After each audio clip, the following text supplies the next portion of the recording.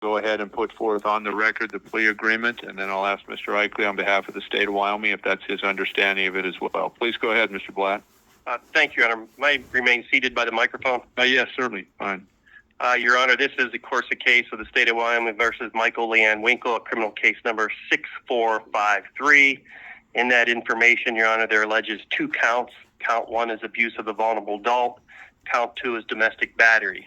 The plea agreement before the courts for the court's consideration, Your Honor, would be as follows. The state would be moving to amend count 1 to that of a breach of peace in violation of Wyoming statute 6-6-102. Pursuant to that amendment, Ms. Winkle would plead no contest to that amended breach of peace charge. She would be ordered to pay all costs and assessments and a $50 reimbursement to the drug court assessment, as there was an allegation of alcohol being involved in this particular matter. That no contest plea, Your Honor, would also be deferred pursuant to Wyoming statute 713-301, so we wouldn't officially be sentencing her today, so there would be no fine and no particular suspended jail time. However, she would be placed under unsupervised probation for a period of 6 months. The terms and conditions of that probation would be that she not violate any local, state, or federal law, that she not possess or consume any alcoholic beverages, or be in any establishment whose primary source of income is derived from the sale of alcoholic beverages. Should she complete the 6 month of unsupervised probation without any violations, then she could ask that the charge be dismissed at that point. However, if she does not complete the 6 months of unsupervised probation successfully, in other words, that she violates the terms and conditions of probation, then the state would certainly have the option to ask that her 713-301 be revoked and she'd be invited back for sentencing. In addition to that, Your Honor, count 2, the domestic battery, would be dismissed with prejudice, and I believe that is the entire agreement before the court, Your Honor. All right. Thank you, Mr. Blatt. And Mr. Eichley, on behalf of the state, is that your understanding of the plea agreement? It is, Your Honor. All right. Thank you. Ms. Winkle, I want to make sure you understand the plea agreement. The plea agreement indicates that we will amend count 1. Count 1 is presently charged as a felony. That will be amended upon motion of Mr. Eichley on behalf of the state to that of a misdemeanor, violation of Wyoming statute 6-6-102, which reads as follows. Sub A, a person commits breach of the peace if he or she disturbs the peace of a community or its inhabitants by unreasonably loud noise or music, or by using threatening, abusive, or obscene language or violent actions with knowledge or probable cause to believe he or she will disturb the peace.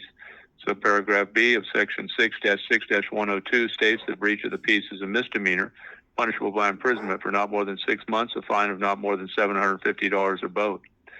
Do you understand that aspect of the plea agreement with the amended charge, Ms. Winkle? Yes, Your Honor. All right. Pursuant to this motion to amend, you will plead no contest, which means you're not admitting guilt or denying guilt, but you will be treated for sentencing purposes as if you had pled guilty.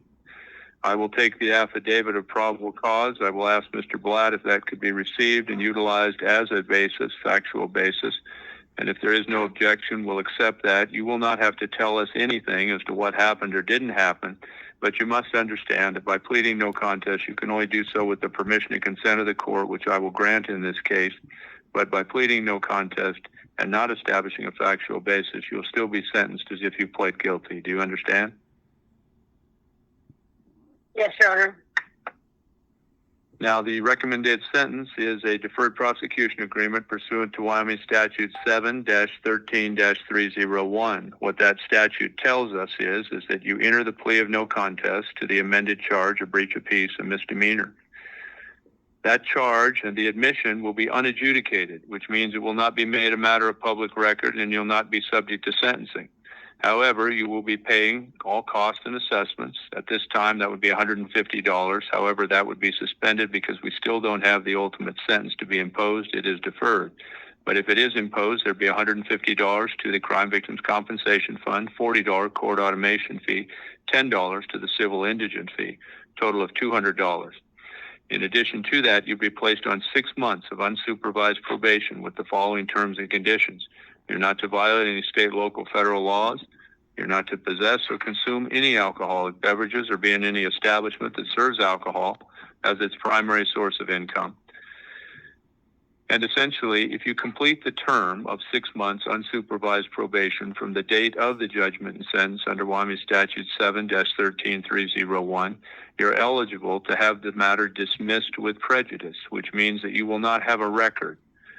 It will not show up. It'll just indicate you were arrested, but ultimately it was dismissed with prejudice. However, if you violate any of the terms and conditions of probation during the 6-month term of unsupervised probation, you could find yourself back in court on a petition to revoke your probation. And if that petition were established by the standard required by the law and an evidentiary hearing was held, you could then be subject to the terms and conditions of further sentencing, and the plea of not guilty would then become adjudicated on the no contest plea, and you'd be subject to sentencing. Do you understand the terms and conditions of a 7-13301 and what will happen if you fail to comply with those terms? Yes, Your Honor. All right. I need to advise you that pursuant to Wyoming Rule Criminal Procedure Rule 11, that the court is not a party to the plea agreement. However, I will accept the plea agreement put forth by the state through Mr. Eichley and confirmed by Mr. Blatt. I believe it's in the interest of justice, and I trust the judgment of Mr. Eichley on behalf of the state and Mr. Blatt that they've reviewed the case sufficiently and that this is justified and warranted. I need to ask Mr. Eichley, however, is there any restitution claimed in this case, Mr. Eichley? No, Your Honor. All right, thank you. I know Ms. Horn is with us as the crime victims coordinator. Ms. Horn, do you have anything else to add regarding the status of the alleged victim in this case and any additional comments the alleged victim might have? I have not spoken with the victim. I have spoken with also other individuals and no other further comments at this time. All right, thank you. All right, at this time, let me make sure, Ms. Winkle, do you fully and completely understand the terms and conditions of the plea agreement? Yes, Your Honor. And do you feel you've had a full and complete opportunity to review the plea agreement, its terms and conditions with your attorney, Mr. Blatt, prior to today's hearing? I did, yes, Your Honor. All right. I also want to advise you that subject to today's judgment and sentence, you do have an absolute right of appeal. What that means is that once this sentencing takes place, if you have any issue with it and you could not afford an attorney to assist you with the appellate process, I'd have you fill out a new and updated affidavit of financial status, and if you were deemed eligible, I would appoint an attorney, and he or she would have knowledge of the Wyoming Rules of Appellate Procedure. They would then file a notice of appeal with the court in Cheyenne, Wyoming, the Wyoming Supreme Court. It would be docketed in Cheyenne. And what that means is it could be set for oral argument and a briefing schedule. Your attorney could submit a written brief to the Supreme Court indicating why they felt this court had made a mistake or an error and why this matter should come back for sentencing, or whether the sentencing should be set aside in its entirety and you should be allowed to withdraw your plea and go to trial. Once that oral argument is held, Supreme Court would take the matter under advisement and render a decision. They could either affirm this court's decision, indicating that they found no error of law that would justify reversal or remand, or they could simply reverse it and send it back based upon whatever analysis they felt was appropriate. Do you understand your right of appeal on this matter, Ms. Winkle? Yes, thank you, Your Honor. All right. Ms. Winkle, I'm going to ask Mr. Eichley at this time then, pursuant to the agreement, if he has a motion with regard to count one, please. Yes, Your Honor. The state would ask the court to amend count one from what it's currently listed to as now a breach of peace, as indicated under statute 62511. I'm sorry, 66-102. And the reason for that, Your Honor, is the factual scenario on this case was difficult at best from the inception. We have significant proof problems, and we believe that we would be able to prove the breach of peace at trial. All right. Thank you, Mr. Eichley. Mr. Blatt, with regard to Mr. Eichley's oral motion subject to the plea agreement, any opposition to that motion? No, Your Honor. All right. We'll grant the motion pursuant to order today. On the record, count one will be amended to a breach of peace, a violation of Wyoming Statute Section 6-6-102 sub A.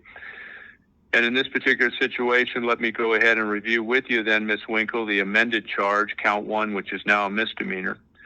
That alleges that on or about July 5th, 2024, in Park County, Wyoming, you allegedly committed the offense of breach of peace. in the sense that you did allegedly disturb the peace of the community or its inhabitants by allegedly unreasonably loud noise or music, or by using threatening, allegedly abusive or obscene language or violent actions with knowledge or probable cause to believe that he or she would disturb the peace. All of these events allegedly occurred on or about July 5th, 2024. And if in fact you admit and you are adjudicated of that crime, you would be subject to a 6-month term of incarceration maximum in the Park County Jail and a fine of $750 or both. Do you understand the allegations set forth in the amended count, the misdemeanor breach of peace, and the terms and conditions that could be imposed if you pled guilty or were found guilty, Ms. Winkle? Yes. All right, there is an affidavit of probable cause accompanying this matter. Mr. Blatt, would you waive the reading of the affidavit of probable cause submitted by Tanner Wickern of the Cody Law Enforcement Center? Yes, Your Honor, and we would acknowledge that the facts contained therein would make out the factual basis for the no contest plea as well. All right. At this time, then, I will go ahead and, if you would, just so the record is clear, with regard to the breach of peace at this point in time and with the permission and consent of the court, before you enter the plea, Ms. Winkle, has anyone forced you or coerced you to enter a plea here today? No. Ms. Winkle, are you entering this plea subject to the plea agreement? Yes, Your Honor. Have any other promises in She writing sounds or drunk. verbally been made to you as to what might happen if you entered a plea here today? No, Your Honor. No. And is your plea freely and voluntarily made after consultation with competent counsel? Yes, Your Honor. All right. Ms. Winkle, how do you plead? You or Mr. Blatt may enter that plea to the amended count 1, the breach of peace. Your Honor, on behalf of Ms. Winkle, we'd enter a no contest plea pursuant to the plea agreement. All right, thank you. Ms. Winkle, I will go ahead and accept the plea agreement, and I will sentence you subject to it. You will be sentenced to the following. We will acknowledge you entered a no contest plea. That plea was freely and voluntarily made.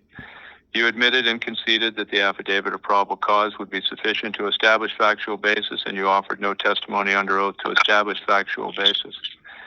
The court will go ahead and confirm your no contest plea, but it is unadjudicated at this time, and you will be sentenced subject to the terms and conditions of Wyoming Statute 7-13-301, commonly referred to as a deferred prosecution agreement.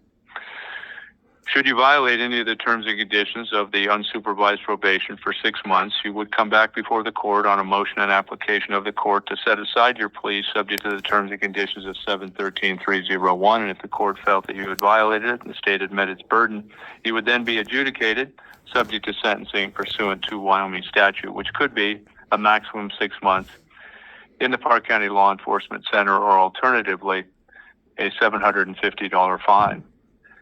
Please remember that if you have no violation and you should submit a notice of compliance at or about the 6-month period from today's judgment and sentence, then the court would enter an order dismissing this matter with prejudice. You would not have any adjudication on the record. However, the fact that you were arrested would probably show up on the record, but it would reflect it was dismissed with prejudice. Under the terms and conditions of your 6-month unsupervised probation, you're not to violate any federal, state, or local law. You're not to possess or consume any alcoholic beverages or be in any establishment that serves alcohol as its primary source of income. Do you understand the terms and conditions of your sentence here today, Ms. Winkle? Yes, I understand, Your Honor. Do you have any questions about the sentence imposed here today? No.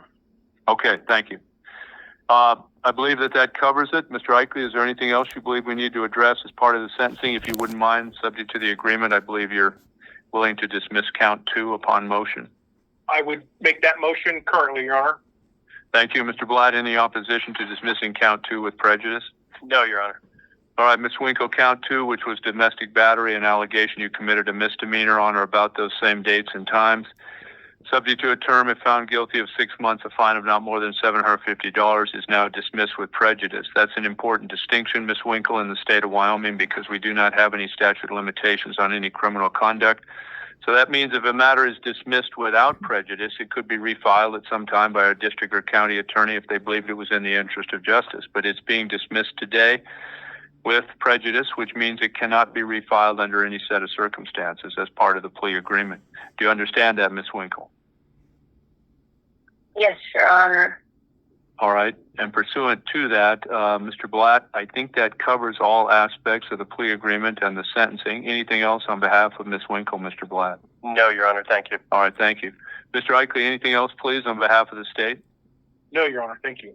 All right. Thank you. Nothing else then to come before the court. We'll be in recess and court's adjourned. Thank you all. That's bullshit. What a bunch of crap. What a fucking. Why do we even have laws if they don't have to fucking have any justice?